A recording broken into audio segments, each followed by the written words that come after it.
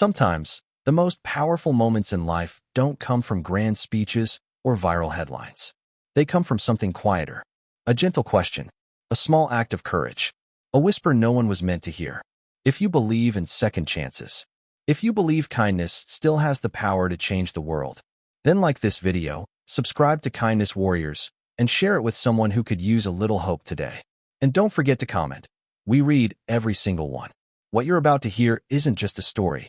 It's a reminder of the humanity we all carry, even when we forget it's there.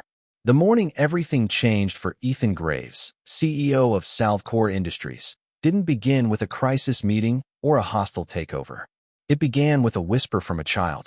It was a Monday morning. Ethan moved through the glass corridors of the 31st floor, his tailored suit sharp, his footsteps confident, his mind buried in earnings reports and layoffs he'd approved over the weekend. He didn't notice the small boy standing near reception.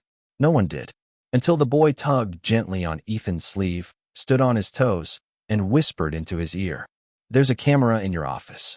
Ethan barely reacted. He nodded absently and kept walking. He was busy, important, late, but something lingered.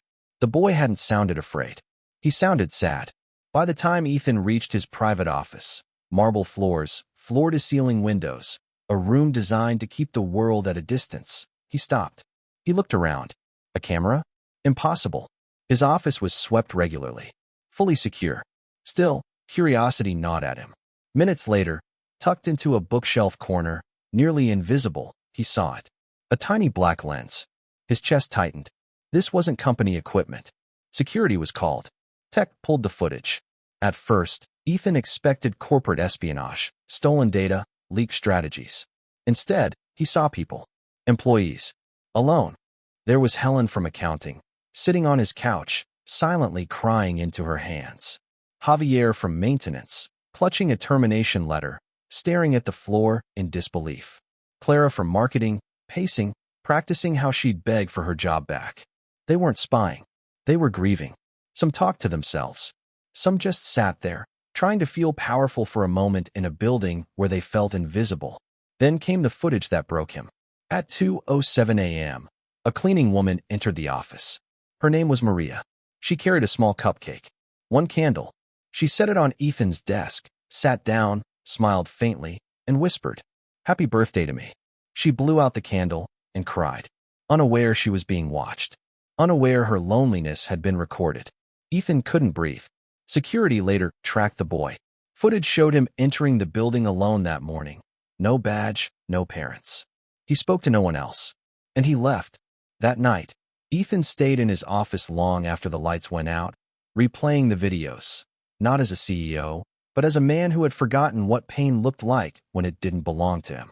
The next morning, he called an emergency meeting.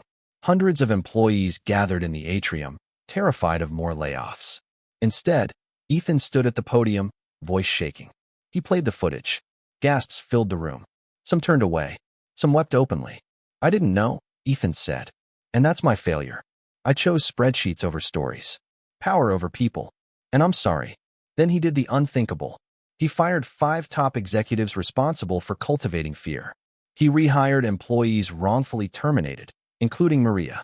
He launched a mental health and career support fund. And he opened his office, 1 hour every day, no appointments, no hierarchy. An investigation later revealed the truth. The camera hadn't been planted by a rival. It was installed by a former IT contractor, a silent protest. A mirror he believed Ethan would never look into on his own. A week later, a handwritten letter arrived. No return address. "My name is Tyler," it read. "Maria is my grandma. She raised me alone. I saw the video one night by accident. I knew you had to see it too. I hope you're different now." Ethan cried. He framed the letter on his desk.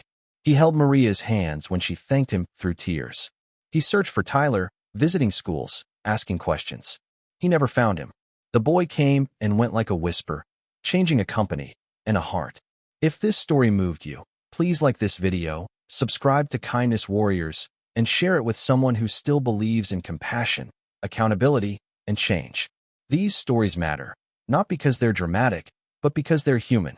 Speech balloon comment below. What would you do if you discovered a hidden truth like this?